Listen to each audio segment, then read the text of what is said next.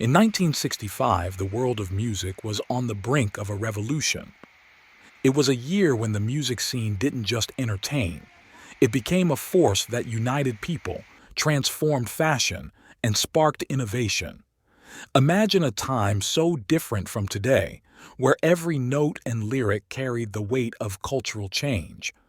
But what exactly made 1965 such a pivotal year in music history? Join us as we dive deep into the soundscape that redefined rock and roll and explore the legendary musicians behind this transformative year. 1965 didn't just reflect the culture, but reshaped it entirely.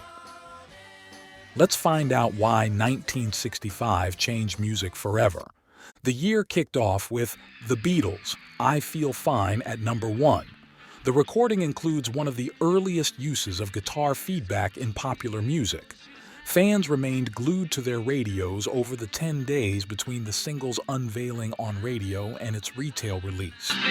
In January 1965, the music scene was buzzing as Brian Epstein took to the screen to introduce electrifying performances by the Zombies and Jerry and the Pacemakers on the debut of the Hullabaloo TV musical variety series. The Zombies, riding high with chart toppers like She's Not There and Tell Her No, were becoming a staple on musical TV shows, including Shindig, captivating audiences with their distinctive sound. And if she should tell you In the UK, the charts were dominated by a wave of iconic hits. The Rolling Stones' Heart of Stone, the Kinks' All Day and All of the Night, and Marianne Faithfull's As Tears Go By were all defining the sound of 1965. On January 23rd, Petula Clark made history when her hit Downtown soared to number 1 on the U.S. singles chart, making her the first British female vocalist to achieve that feat since the Beatles stormed the scene. That same month, The Who made their electrifying first appearance on the British TV program Ready Steady Go, signaling the rise of a band that would soon become a household name. January 1965 also saw the release of several acclaimed albums, including The Rolling Stones' number 2, The Four Tops' debut, Ray Charles Live in Concert, The Zombies, Live, The Ike and Tina Turner Show, and Odetta Singh's Dylan. However, not all was smooth sailing. On January 21st, the Animals' highly anticipated show at New York's Apollo Theater was abruptly canceled due to U.S. immigration issues, forcing the band to leave the venue in what became one of the more controversial moments of the month. In January, the Marquee Club was the epicenter of London's vibrant music scene and live performances. The Yardbirds, still boasting the legendary Eric Clapton in their lineup, returned to the iconic venue on January 22nd, where their live album 5 Live Yardbirds had been recorded and was flying off the shelves. The Marquee's lineup was nothing short of extraordinary, featuring performances from future rock royalty like the Moody Blues, a young Rod Stewart, and the blues titan T-Bone Walker. With Jazz Wednesdays and Gospel and Blues Sundays rounding out the club's eclectic schedule, the Marquee was the place to be for anyone looking to witness history in the making. Meanwhile, across the Atlantic, the Beach Boys were wrapping up a grueling tour with a final show in Richmond, Virginia. The tour had been taxing, but the band returned home with a renewed focus, ready to finish recording their groundbreaking Today album, which would soon mark a pivotal point in their career. Back in London, the Beatles were charming audiences with their Another Beatles Christmas Show tour, a festive extravaganza that ran from December 24, 1964 to January 16, 1965 at the Hammersmith Odeon. The Fab Four dazzled fans with a mix of skits and performances of their biggest hits, showcasing their unique blend of humor and musical genius that had the world at their feet. After the tour ends, they fly to Switzerland to learn to ski for their upcoming film, later to be titled Help. There, John plays 2 songs for George Martin. One ends up being the title track for the film. Later, John would refer to the song Help as the first heavy song the Beatles ever did. And the other one was fast-paced, a hard hitter about a girl who was leaving the singer flat, Ticket to Ride. Imagine waking up on a cold February morning and turning on the radio to your favorite station and hearing one hit song after another all day long. The British invasion is in full swing, as well as the Motown sound, and the music scene is filled with many talented blues and jazz musicians. Melodies never heard before fill record stores and the transistor radios. If you head to the local record store, a social gathering spot you might run into friends or meet a new one, you will pay 75 cents for a single or $3 to $5 for the full album. And what might you be listening to on your record player at home? The impeccable harmonies by The Temptations on My Girl dominated the radio. Their tailored suits and choreographed moves made them a favorite act to catch on American Bandstand, The Ed Sullivan Show, and the Hollywood Palace. Meanwhile, over in swinging London, the cultural transformation is in full swing. The mods are seen driving around on Italian Vespas, girls are sporting Mary Quant's shift dresses, and the bands are busy recording songs for the British invasion, which is still in full effect. Barbara Hulanicki's Biba Boutique and Mary Quant's Bazaar Boutique are selling out of their latest designs as soon as they hit the racks. The creativity coming out of London is taking the world by storm. It is felt in the music, the fashion, and culture from Europe to North America. While getting ready for a day of shopping on Carnaby Street, you might hear Love Potion No. 9 by The Searchers playing on the radio. Hailing from Liverpool and riding the Mersey beat wave that the Beatles helped launch, The Searchers have an irresistible sound in 1965. Speaking of the Beatles, in February 1965, George Harrison gets his tonsils removed and John Lennon passes his driving test. All this while Peter Asher, brother of Paul McCartney's girlfriend Jane Asher, is having a hit with his band Peter and Gordon. The song is I Go to Pieces. They had an Everly Brothers quality and a pre-folk melancholy appeal to their sound. The Rolling Stones' Heart of Stone is moving up the charts, along with the Kinks' All of the Day and All of the Night, Ferry Across the Mersey by Jerry and the Pacemakers, and Van Morrison's band Them with Baby Please Don't Go. Them is highlighted in the Record Mirror as a sleeper from Belfast, stating in the article that R&B won't last forever. Billy Harrison tells of their initial cold reception in Ireland, with pennies and cigarette packs being thrown at them. Harrison explains, "But we played on and at about the end of our spot, a lemonade bottle was thrown at us, so we packed up and walked out." So the band moved to London, where they await their next single, Here Comes the Night, to be released. For a live show at the Marquee in February, you can catch Rod Stewart, the Yardbirds, and The Who, or head over to Crawdaddy. The greatest happening since Granny got her lip caught on the mangle for some rhythm and booze. The Animals released their single, Don't Let Me Be Misunderstood, and are interviewed for the Record Mirror. Eric Burdon saying, "The R&B scene has not gotten as big as I hoped. There's been a lot of dilution. I believed all along that R&B would be very, very popular, and I was convinced that the Animals would make it." Eric's bandmate, Alan Price, says, "Eric and I grew up together. He became virtually the only blues singer on Tyneside. It was his interest in R&B that inspired us. If it wasn't for him and his passion for the blues, we wouldn't be here today." An up-and-comer is highlighted for his guitar playing ability and his first solo single, She Just Satisfies, the future guitar virtuoso Jimmy Page. A revolutionary new product is advertised in the Record Mirror, Philips' new cartridge-loaded pocket tape recorder. It includes an illustrated demonstration on how to load it, and in the top corner, an illustration of mods who Philips thinks will enjoy this portable tape player when riding around on their Vespas. The Rolling Stones finish up their Far East tour of Australia, New Zealand, and Singapore. The Sydney portion was filmed for footage in Stones Roll Down Under, The Who plays at the Ealing Club in Marquee in London. Doo-wop veteran Jewel Akins was recording at Era Records when a fellow musician's 12-year-old son came up with a nursery rhyme which Akins' label helped turn into a catchy top 10 hit with the Birds and the Bees. This sound reflected the innocence and optimism felt at the time.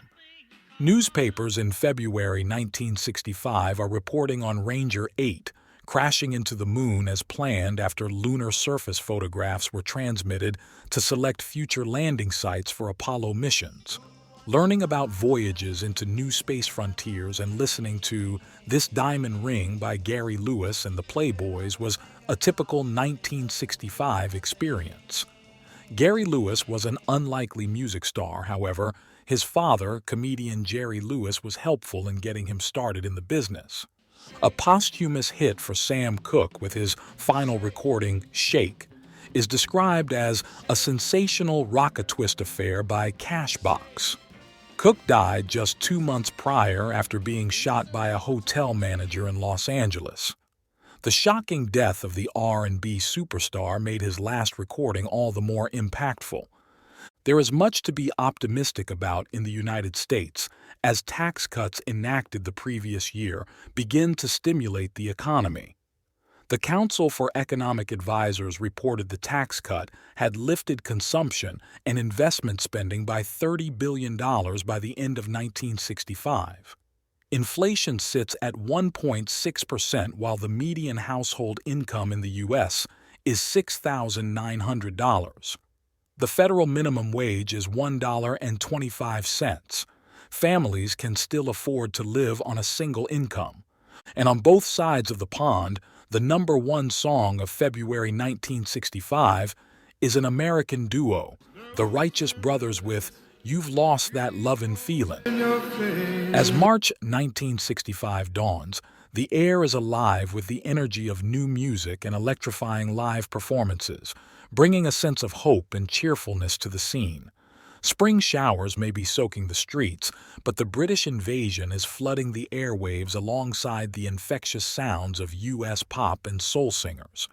The sheer diversity of music in March 1965 is astounding. The Beach Boys are riding high with their latest hit, Do You Want to Dance?, a track that's quickly climbing the charts thanks to their signature harmonies and irresistible chorus. Meanwhile, from across the pond, Manchester's Freddie and the Dreamers break into the top 10 with I'm Telling You Now, a catchy tune that's set to keep rising in the weeks to come. On the other end of the spectrum, Roger Miller's King of the Road is dominating the charts with its unmistakable vocals and cool Americana-infused lyrics. Miller's anthem of a carefree drifter captures the spirit of the times and solidifies his place at the top of the musical landscape. If you head to the local record store, you will thumb through the latest albums, listen to them in the headphones or in the sound room before buying. And what might you be listening to on your record player at home?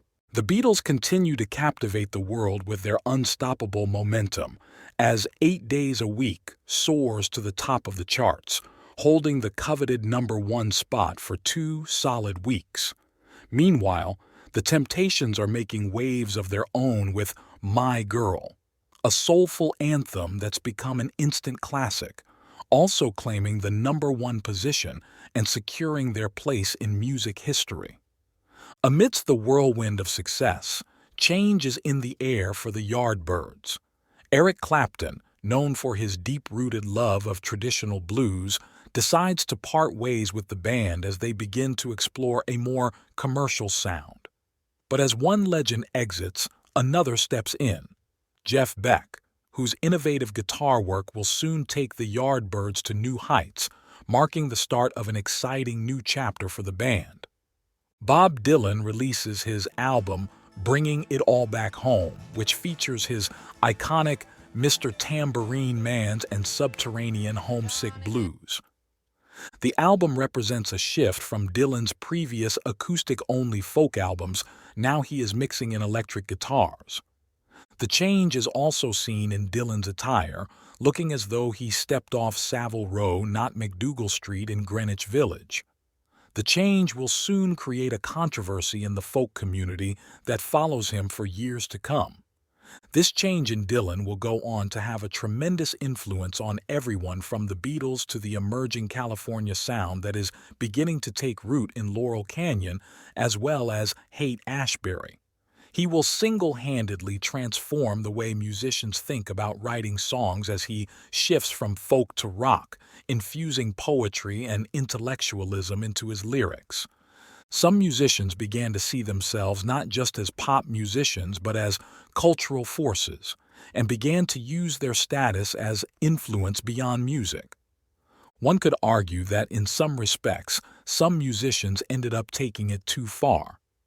Innovation was in the air not just in music, but also in the realm of science. On March 23rd, the groundbreaking Gemini 3 mission launched, marking the first time the U.S. sent 2 astronauts into space together on the first U.S. two-man spaceflight. The Supremes dominated the charts with an unstoppable streak of 5 consecutive #1 pop hits, including the iconic "Stop in the Name of Love." Hailing from Manchester, England, Herman's Hermits took the U.S. by storm during the British invasion, scoring an impressive 9 top 10 hits in just over a year, including 2 chart toppers. By March 1965, their infectious tune, "Can't You Hear My Heartbeat," was riding high at number 3, further cementing their place in pop history. Was there a better James Bond than Sean Connery? Shirley Bassey absolutely killed it on the movie's theme song, Goldfinger, which is climbing the US and UK charts in March 1965. The Man with the Golden Gun, by Ian Fleming, is also one of the top-selling books of the year. Another American chart climber during this time is People Get Ready by The Impressions. At the Marquee Club in London, you can catch shows by the Spencer Davis Group, The Who, the Yardbirds, and the Moody Blues. In the book The Lost Art of Dress, the 1965 fashion scene is described. Boutiques were groovy places where modern music played, and young owners and customers collaborated on new looks that came only in small sizes. April 1965 begins with a promising spring outlook. The music scene has taken on a life of its own. Optimism can be seen in the fashion, heard in the music, and experienced on the small and big screen. The joyful energy within the music scene is emitting everywhere from Motown to California, from London to LA. Music weaves in and out through many aspects of life. Despite problems emerging in the world, there is still an overall positive feeling about life and the world to come.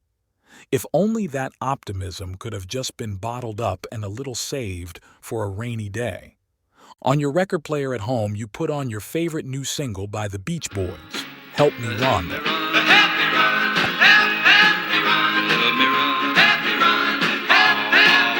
At the Troubadour on Sunset, you can catch the Byrds performing their newly released single. The Byrds will become some of the first music inhabitants of a community just a short drive up from their gigs on Sunset. Laurel Canyon, "Here Comes the Night" by a band out of Belfast. Them, with their lead singer Van Morrison, is getting a lot of radio play. The British invasion songs being played in record stores, on the radio, and on musical variety shows are The Beatles' "Ticket to Ride," The Kinks' "Tired of Waiting for You," The Rolling Stones' "The Last Time," and Petula Clark has a hit with "I Know a Place." Out of Australia, The Seekers have a hit climbing the charts, "I'll Never Find Another You." The Moody Blues are performing their latest release, "I Don't Want to Go On Without You." They performed their latest songs at the New Musical Express Poll Winners concert, which also features performances by the Beatles, the Animals, the Rolling Stones, Freddie and the Dreamers, the Kinks, the Searchers, Herman's Hermits, Donovan, Them, Cilla Black, Dusty Springfield, Tom Jones and Wayne Fontana, and the Mindbenders. Of your love, mine. Here comes the night.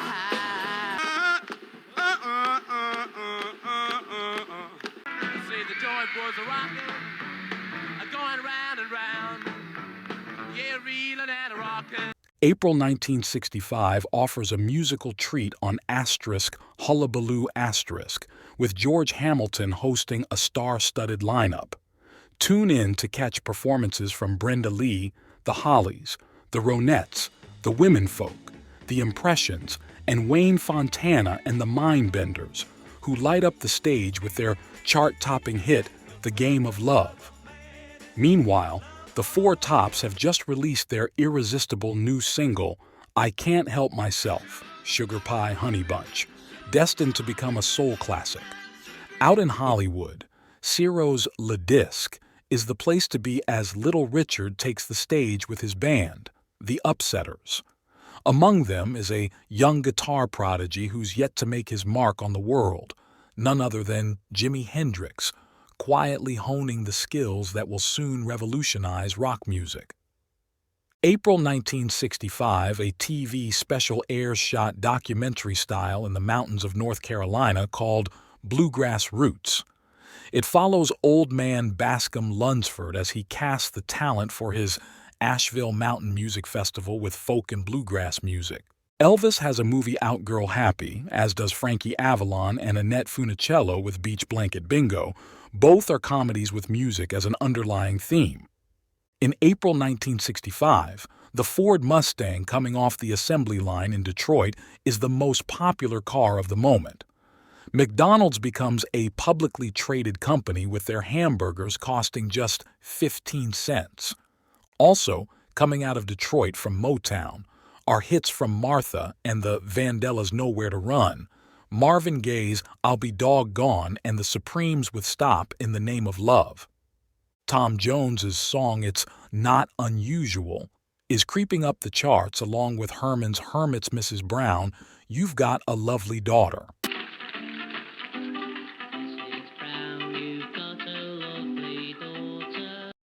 In April 1965, the Beatles enter the charts with their latest single, Ticket to Ride. The song will become the Beatles' seventh consecutive #1 hit in the UK and their third consecutive #1, eighth in total in the United States. Music critic Ian MacDonald describes the song as psychologically deeper than anything the Beatles had recorded before and extraordinary for its time. It is a sign of times to come. In this creative modern world where anything is possible, a new surrealistic sound dripping in imagery emerges that no one saw coming from a musician who paints the cultural changes with vivid imagery and a never-before-heard sound. Marianne Faithfull describes him, the zeitgeist streamed through him like electricity. In May 1965, Bob Dylan's influence on music was reaching a pivotal moment as he continued to blur the lines between folk and rock, challenging the conventions of both genres. One of the key events was the release of his single Subterranean Homesick Blues in March 1965, which was still gaining momentum by May. This track, with its rapid-fire lyrics and electric backing, was a departure from Dylan's earlier acoustic work. Its success signaled a shift in popular music towards more complex and socially aware songwriting. The song's blend of folk rhythms with electric rock instruments also influenced a wave of musicians who began experimenting with more electrified sounds, foreshadowing the folk rock movement that would dominate the music scene. In May 1965, the beautiful and fashionable Marianne Faithfull met with Bob Dylan. At the time, she had this to say about Dylan. So typically, young America. Every other word is man, just like in the James Baldwin books. She also recounted their first meeting. He stared at me for so long I thought I was going to melt. Faithfull later elaborated on her opinion of Dylan, describing him in her autobiography, Faithfull, as nothing less than the hippest person on earth. The zeitgeist streamed through him like electricity. For Bob Dylan's part, he was on tour in the UK and performed his now infamous shows featured in the documentary Don't Look Back. Dylan performed to awe-struck audiences who sat mesmerized during his 65 tour of the UK. In the Don't Look Back footage, you can see Dylan and Baez work to impress faithful with some vintage Americana with a rendition of Hank Williams' Lost Highway. Going down that lost highway. Picture this. You're cruising down the street on a gorgeous spring afternoon, the sun shining and your favorite tunes blasting through the speakers. It's May 1965, and the local DJ holds the power to shape the musical landscape. The beats of the Rolling Stones' The Last Time might be pulsating through your car, capturing the essence of the season. As the song fades, the airwaves might be filled with Smokey Robinson and the Miracles' soulful Ooh Baby Baby, or the Supremes' irresistible Back in My Arms Again. The DJ's playlist isn't just entertainment, it's a glimpse into the soundtrack of a defining era. As you select your favorite mod outfit for the day, you spin the dial on your record player and drop the needle on the Guess Who's sizzling new single, Shakin' All Over.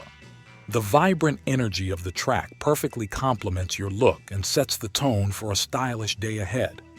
In record stores, on the radio, and across musical variety shows, the British invasion is in full swing with infectious hits like Marianne Faithfull's whimsical This Little Bird, the Animals' soulful Bring It On Home to Me, and the Kinks' catchy Tired of Waiting for You. Manfred Mann also makes waves with their stirring Oh No, Not My Baby. Meanwhile, backstage at Hullabaloo, Keith Richards is giving Charlie Watts a trendy mod haircut, adding a touch of rock and roll flair to their pre-show routine. Both the fashion and music reflect a heavy British influence. The sleek and contemporary mod subculture is still having a big influence on the fashion scene in 1965. Mods are often seen wearing parkas, shift dresses, and tops with bold colors and prints. They pay attention to details such as decorative buttons on slim-fitting, Italian-cut suits with narrow lapels, flat-front trousers, and Chelsea boots. A distinct bob haircut was also popular as women started to wear pants and short hair. You can see The Who perform around England at clubs such as the Pavilion in Bath, the Majestic Ballroom in Reading, and the Ricky Tick Club in Windsor, where they are playing their latest single, Anyway, Anyhow, Anywhere. They will release their debut album later in 1965.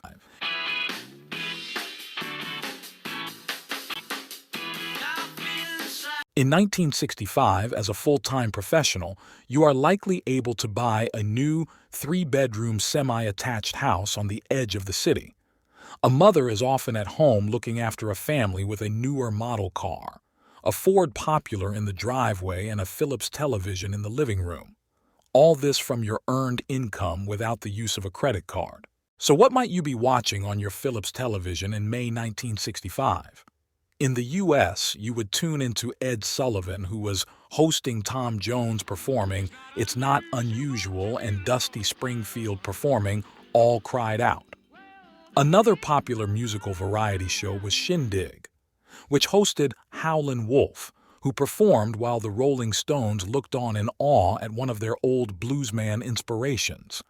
Well, when we first started playing together, we started playing because we wanted to play rhythm and blues, and Howlin' Wolf was one of our greatest idols, and it's a great pleasure to find he's been booked on this show tonight. It really is a pleasure. Thanks to Howlin' Jack Lewis. So I think it's about time you shut up and we had Howlin' Wolf on stage. Yeah, I agree.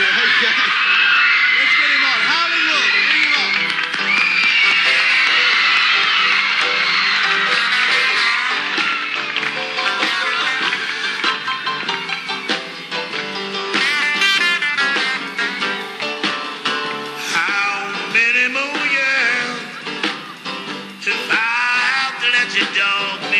In the UK, tuning into Thank Your Lucky Stars means catching electrifying performances from iconic acts like the Dave Clark Five and the Everly Brothers, showcasing the best of the era's pop.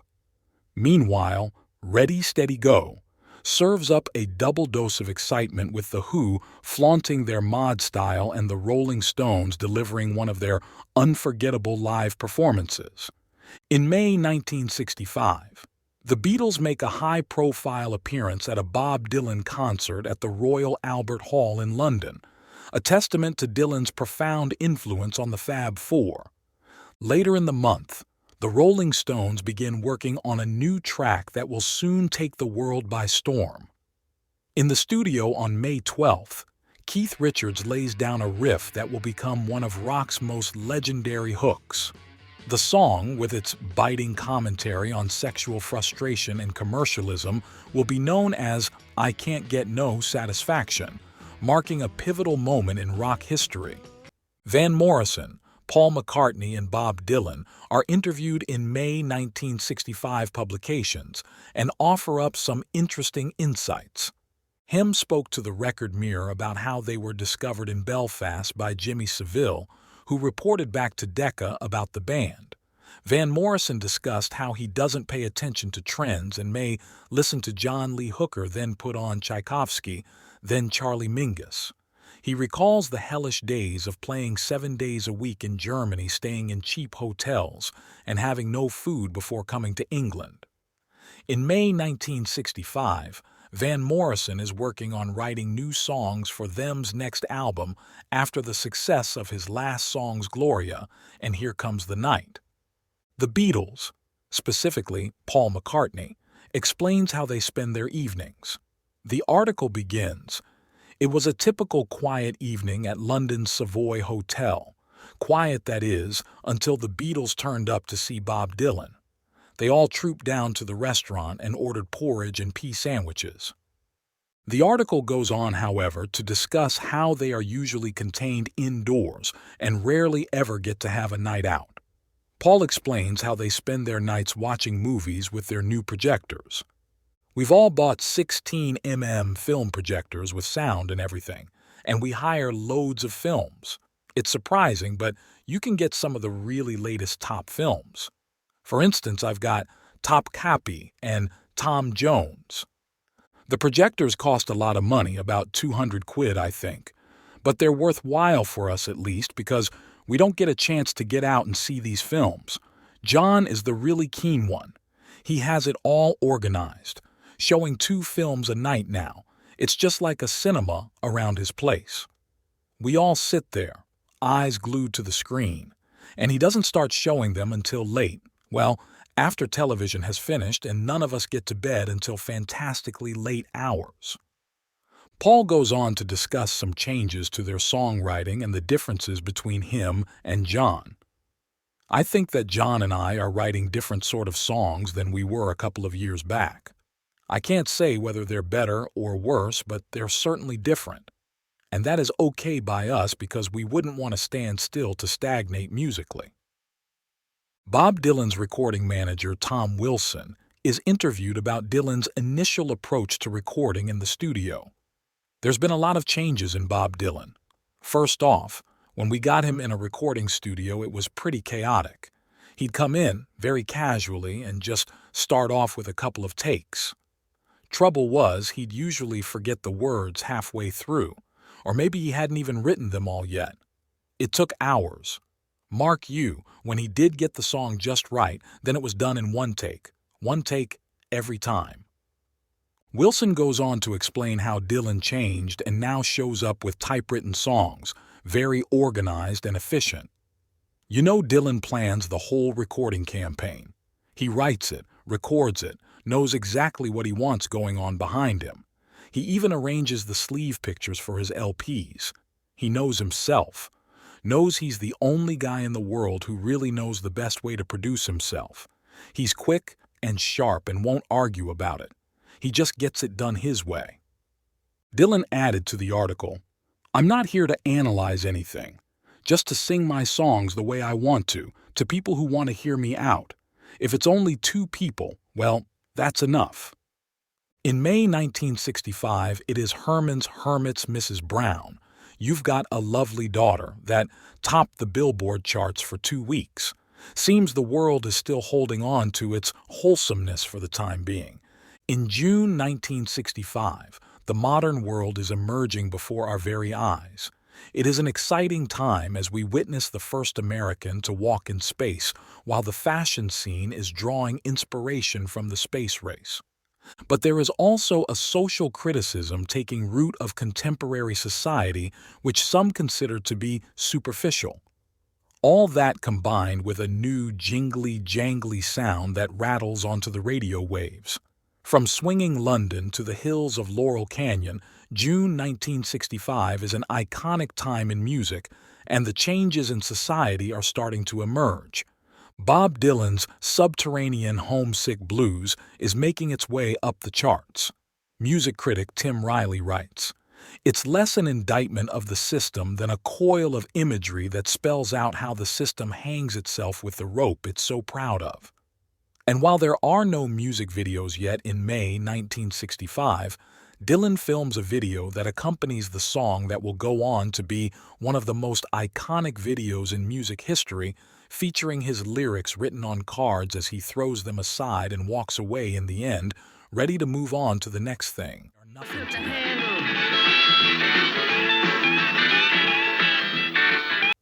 Dylan's music he is recording and releasing sounds like nothing else at the time.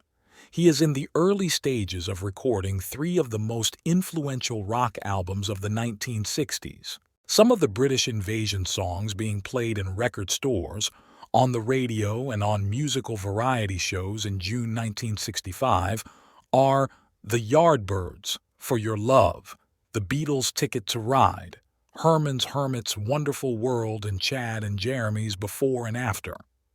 John Lennon's second book, A Spaniard in the Works, is published.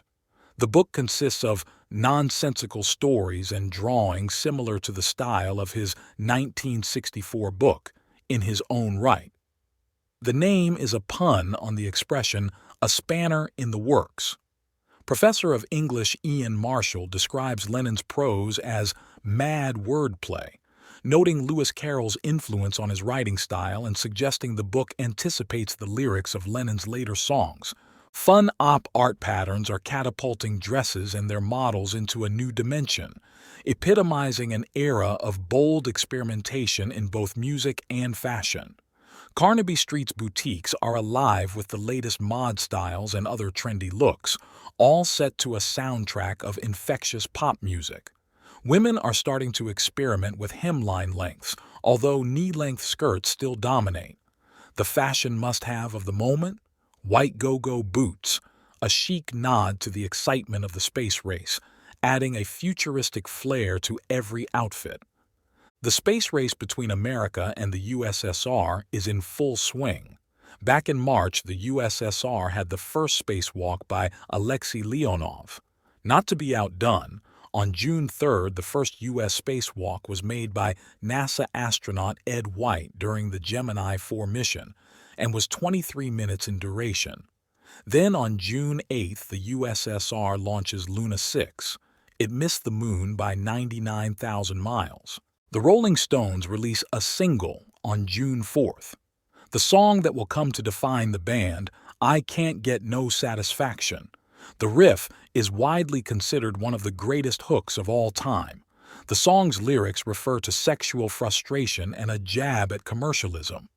The lyrics to this were truly threatening to an older audience. This song was perceived as an attack on the status quo. Jagger later commented on the song's appeal. It was the song that really made the Rolling Stones, changed us from just another band into a huge monster band. It has a very catchy title. It has a very catchy guitar riff. It has a great guitar sound, which was original at that time. And it captures a spirit of the times, which is very important in those kinds of songs, which was alienation.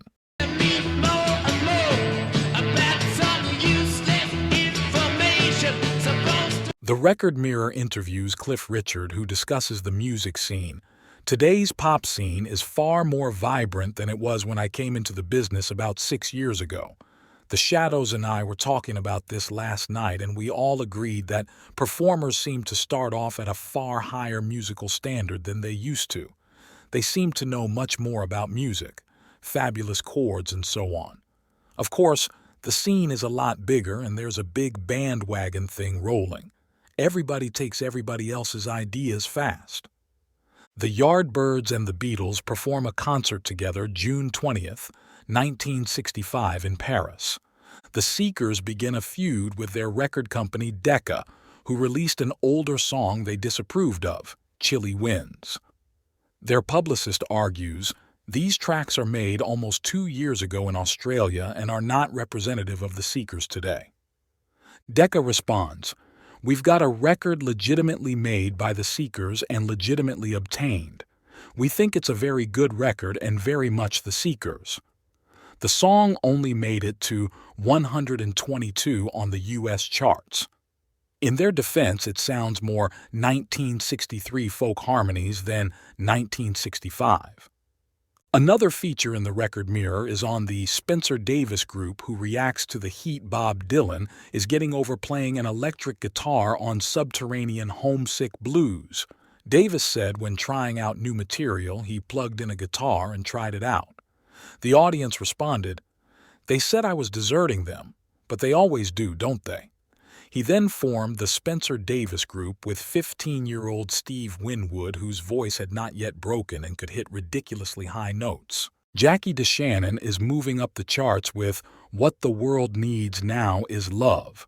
The Guess Who continues to climb with Shakin' All Over. And Donovan's hit, Catch the Wind, is quickly heading towards the top. On Ready Steady.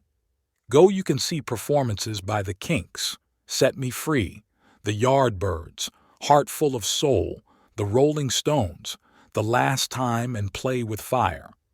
The Animals, We Gotta Get Out of This Place, Donovan, Colors, and the Hollies with I'm Alive. The big headline of June 1965 was Queen Elizabeth's birthday honors that listed the Beatles as members of the most excellent order of the British Empire. Dozens of past winners are shocked. The honor surprised the Beatles, but it outraged some members of the public. The big headline of June 1965 was Queen Elizabeth's birthday honors that listed the Beatles as members of the most excellent order of the British Empire. Dozens of past winners are shocked. The honor surprised the Beatles, but it outraged some members of the public. People were sharply divided on whether the Beatles deserved the award. Former MBE recipients didn't know what to make of it either. Some were so upset that they sent their MBEs back in disgust. Ultimately, the public outcry only made the band want to accept the MBEs. We'd nothing to lose, except that bit of you which said you didn't believe in it, the Beatles said. We agreed in order to annoy even more the people who were annoyed. Coincidentally, John Lennon takes a page of their book of outrage and returns his MBE just 4 years later, citing political reasons. His letter states, Your Majesty, I am returning my MBE as a protest against Britain's involvement in the Nigeria-Biafra thing, against our support of America in Vietnam, and against cold turkey slipping down the charts. With love, John Lennon of Bag. One of the first albums to come out of the Laurel Canyon scene was The Byrds' Mr. Tambourine Man, which was released in June 1965. The Byrds' signature sound of Roger McGuinn's 12-string Rickenbacker guitar provides a jingle-jangle sound set against the backdrop of the band's complex harmony singing. The album mostly consists of cover versions of folk songs, primarily composed by Bob Dylan, and originals written or co-written by singer Gene Clark. Mr. Tambourine Man is widely regarded by critics as representing the first effective American challenge to the chart dominance of the Beatles and other British invasion bands in 1965. The album was also influential in popularizing the musical subgenre known as folk rock. Dylan's surreal lyrics on Tambourine Man specifically, Take me on a trip upon your magic swirling ship and the smoke rings of my mind, created much speculation about their meaning. The journey for transcendence from some unknown source is at the heart of the matter. Dylan's influence was also palpable in the work of other artists.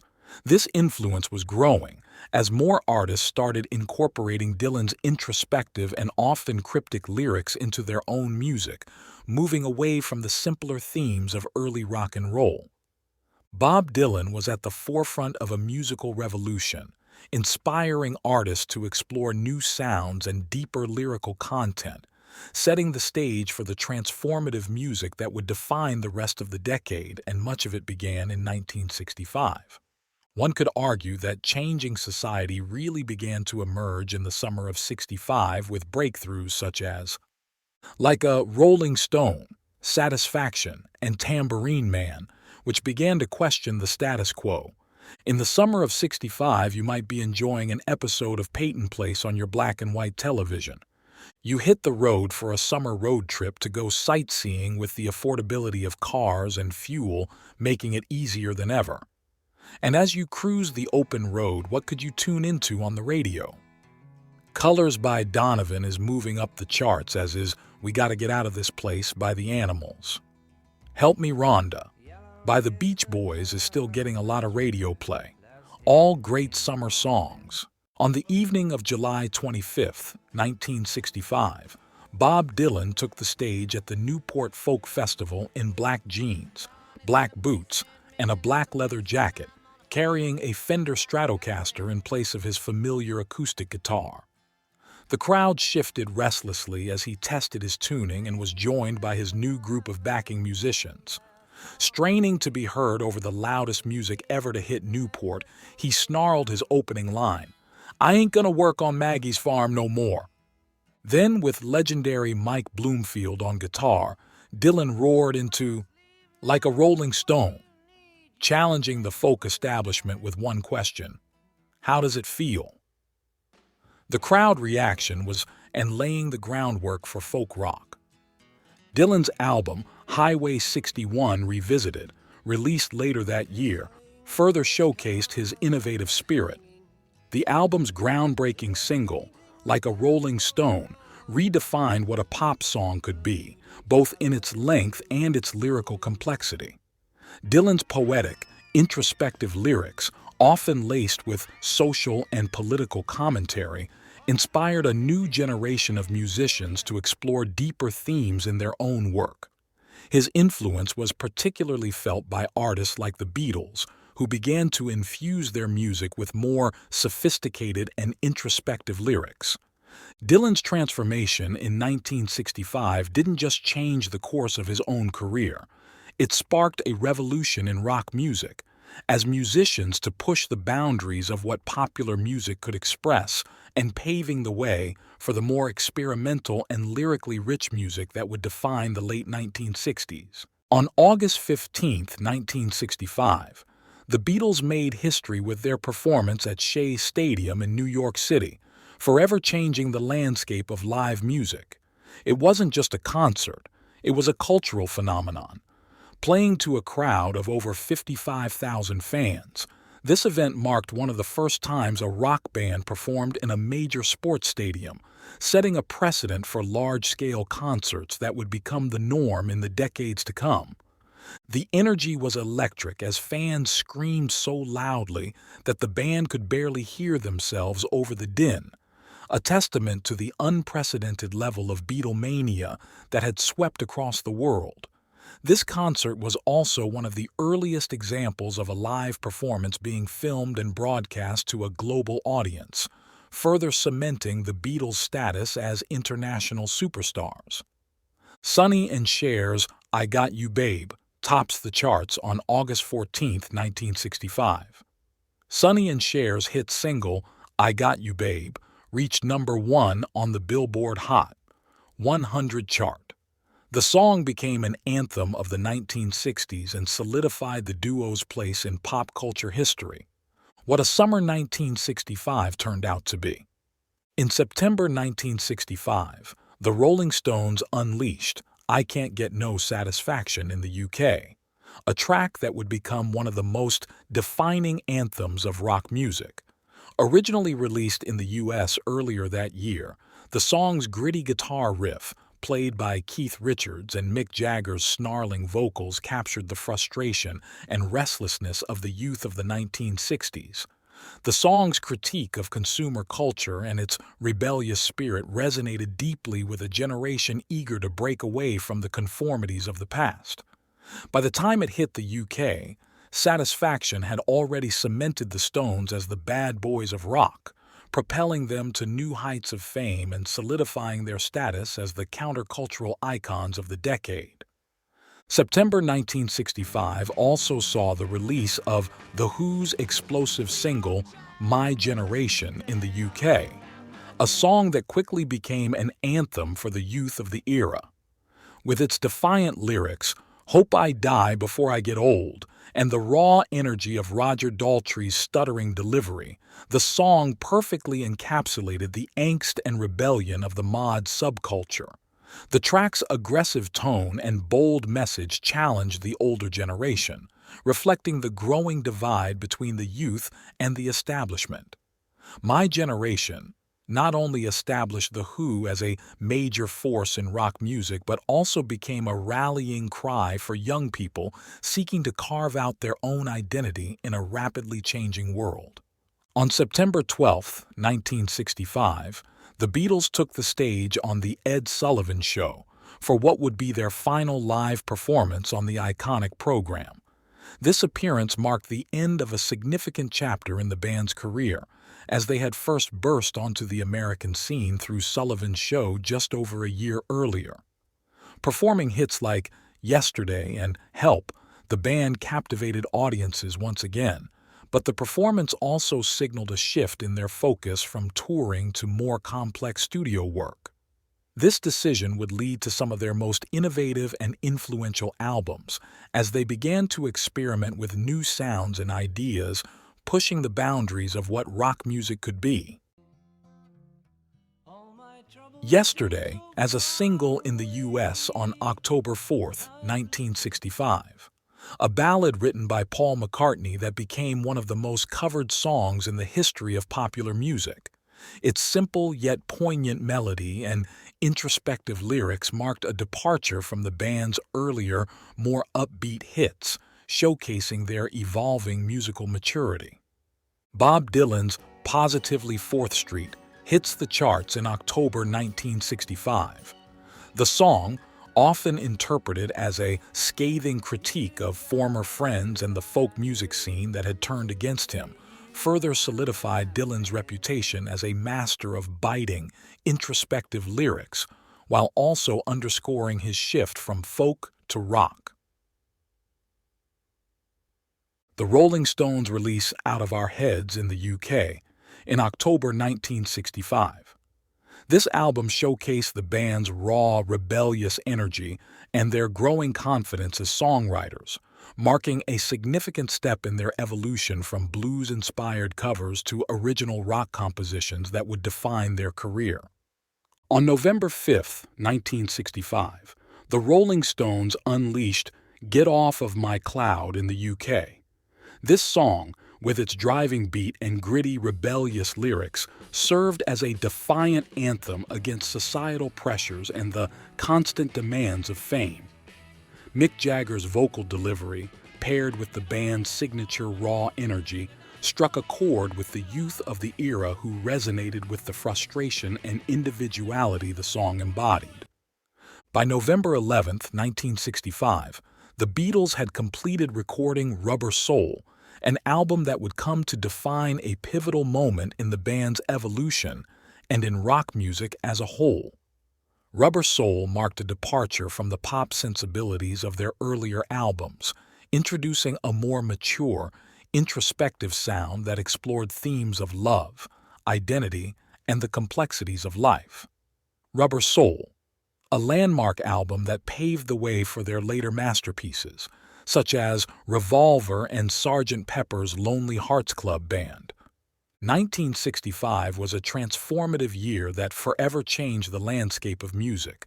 It was a pivotal moment when the boundaries between genres began to dissolve, with the British invasion introducing a new wave of rock and pop that would reshape the global music scene. Bob Dylan's electrification and groundbreaking lyrics music.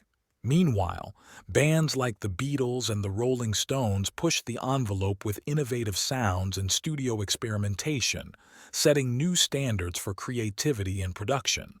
This year also saw the emergence of new musical styles and subgenres, from jangly pop to blues rock, reflecting a broader cultural shift. The combination of these factors marked 1965 as a defining year that set the stage for the dynamic and diverse musical landscape of the late 1960s and beyond.